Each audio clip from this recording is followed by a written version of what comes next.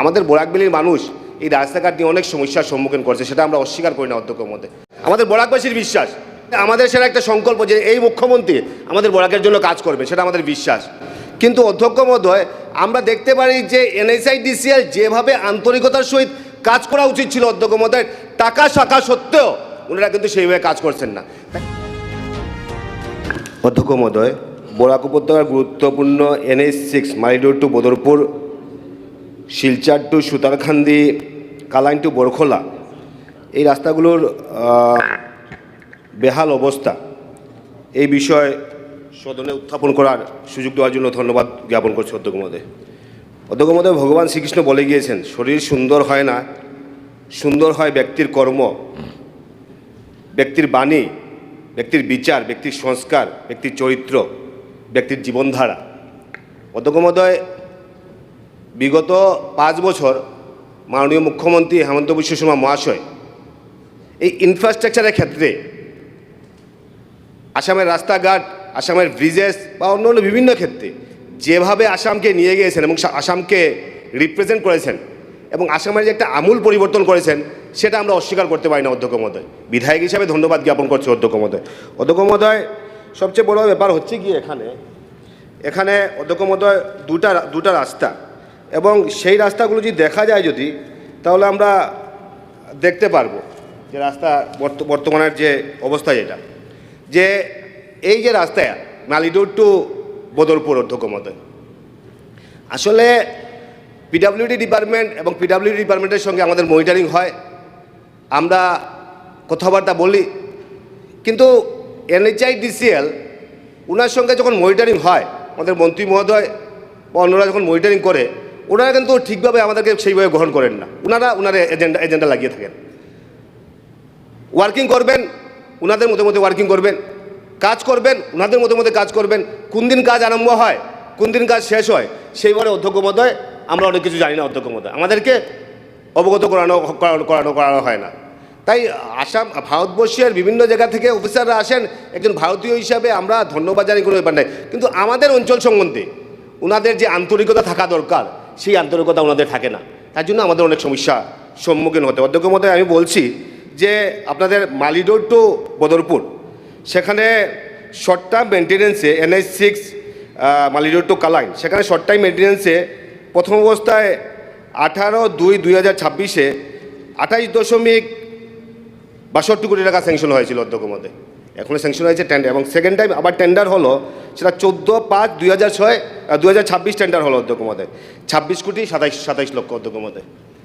এখন আবার দেখতে পেলাম, এখন যখন LOA যখন ইস্যু করা হলো, সেই LOA ইস্যু করা হলো অধ্যক্ষ মহোদয় 22 কোটি 29 লক্ষ টাকা অধ্যক্ষ মহোদয়, অর্থাৎ 15% সেটাতে মাইনাস করে 15% নিচে সেটা টেন্ডার মারা হলো। তার জন্য অধ্যক্ষ মহোদয় ব্যাপারটা কী হয়, যে কাজের যে গুণগত মান, সেই গুণগত মানটা অক্ষুণ্ণ রাখা যায় না অধ্যক্ষ মহোদয়।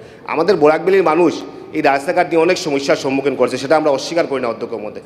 প্রত্যেকদিন রিল বানানো হয়, প্রত্যেকদিন নতুন নতুন স্টোরি বানানো হয়, সেটা অস্বীকার করার মতো নয় অধ্যক্ষ মহোদয়। সবাই জানেন যে তুফান হয়, তুফান হওয়ার পর আবার কিন্তু ঠান্ডা সুন্দর হয়ে যায়। সবাই জানেন যে শুকনার সময় রাস্তা হবে, সেটা সবাই ভালো করে জানেন, এভরিবডি নোজ।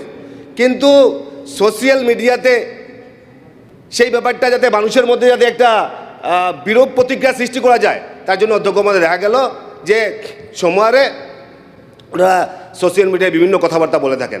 আমি মন্ত্রী মহোদয়ের কাছে অনুরোধ করব যে অন্তত এই সিজনটা যাতে আমরা মোটরেবল করে রাখতে পারি। আমাদের টাকা আছে, স্যাংশন আছে, মুখ্যমন্ত্রী মহোদয় টাকা দিয়েছেন, আরও বড় বড় স্যাংশন হচ্ছে, আমরা জানি বড় বড় সুন্দর সুন্দর রাস্তা হবে।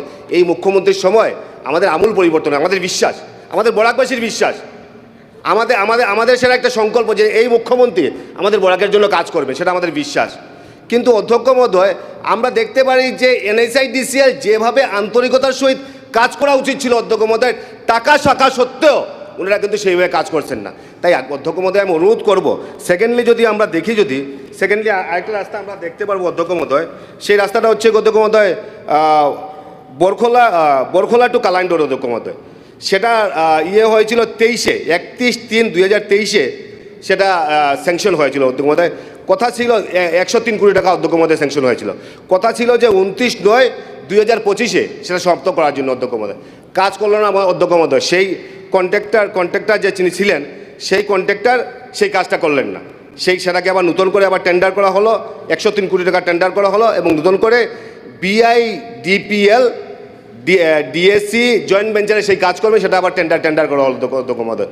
তো কথা হচ্ছে গিয়ে অধ্যক্ষ মহোদয়, টাকা আছে, টাকা স্যাংশন, টেন্ডার করা হলো, কন্ট্রাক্টর কাজ করছেন না, এখন আবার টেন্ডার করা হলো, এখন আবার নতুন LOA ইস্যু করা হলো অধ্যক্ষ মহোদয়। কিন্তু মানুষ যে ভুক্তভোগী, মানুষ যে সমস্যায়, মানুষ যে বিপদে, সেটা বিধায়ক হিসেবে আমাদেরকে বলতে হবে অধ্যক্ষ মহোদয়।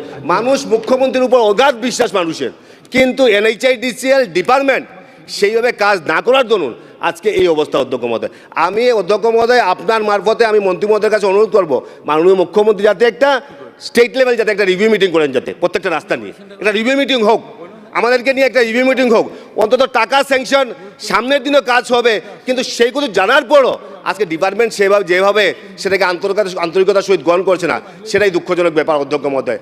আমি বিধায়ক হিসেবে অধ্যক্ষ মহোদয় আজকে অনুরোধ করব যে শিলচর টু আপনার সুতারকান্দি শ্রীভূমি শহর মারাত্মক অবস্থা, শিলচরের বিধায়ক এখানে আছেন, মারাত্মক অবস্থা অধ্যক্ষ মহোদয়। কিন্তু NHIDCL যেভাবে কাজ করা উচিত ছিল সেইভাবে কাজ করছেন না। আমি অনুরোধ করব এখন মোটরেবল করে রাখা হোক, শুকনা সিজনে কাজ হবে ঠিক আছে অধ্যক্ষ মহোদয়, কিন্তু ডিপার্টমেন্টকে যাতে সেইভাবে ইনস্ট্রাকশন দেওয়া হয়। PWD ডিপার্টমেন্ট ভালো কাজ করছে, PWD ডিপার্টমেন্ট আমাদের সঙ্গে মিলে কাজ করছে, আমরা সাজেশন দিচ্ছি, কিন্তু NHIDCL আমাদের কথা শুনছে না অধ্যক্ষ মহোদয়। আমি বিশ্বাস করি মাননীয় মুখ্যমন্ত্রীর নেতৃত্বে একটা রিভিউ মিটিং হোক, মাননীয় মুখ্যমন্ত্রীর নেতৃত্বে আমাদের বোরাকের রাস্তাঘাট, এই যে NHIDCL রাস্তাঘাট নিয়ে একটা আলোচনা করা হোক, এবং সামনের দিনে আমি বিশ্বাস করি, আমাদের অগাধ বিশ্বাস যে মাননীয় মুখ্যমন্ত্রীর নেতৃত্বে সামনের সিজনে আমাদের প্রত্যেকটা রাস্তার একটা আমূল পরিবর্তন হবে অধ্যক্ষ মহোদয়। তুফান চলছে, সামনের সময় সেই তুফানের সময় সুন্দর পরিবেশ হবে। সবাইকে ধন্যবাদ জানিয়ে, নমস্কার জানিয়ে আমার বক্তব্য শেষ করছি। মাননীয় অধ্যক্ষ মহোদয়।